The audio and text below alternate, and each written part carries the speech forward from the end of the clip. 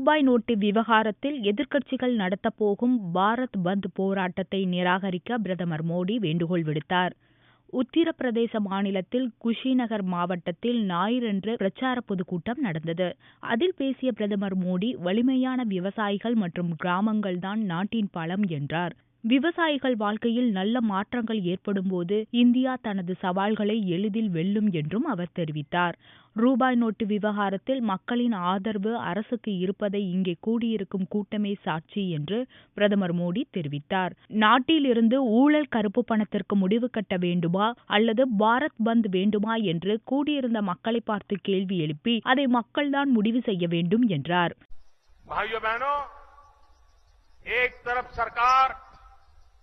एक तरफ हम सब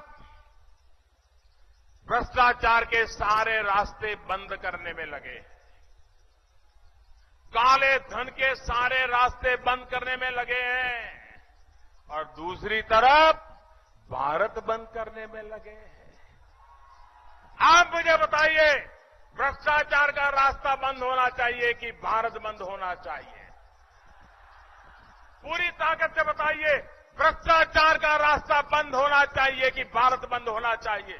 ரூபாய் நோட்டு விவகாரத்தில் மத்திய அரசை கண்டித்து திங்களன்று நாடு தழுவிய வேலைநிறுத்தத்துக்கு எதிர்க்கட்சிகள் அழைப்பு விடுத்துள்ளன என்பது குறிப்பிடத்தக்கது.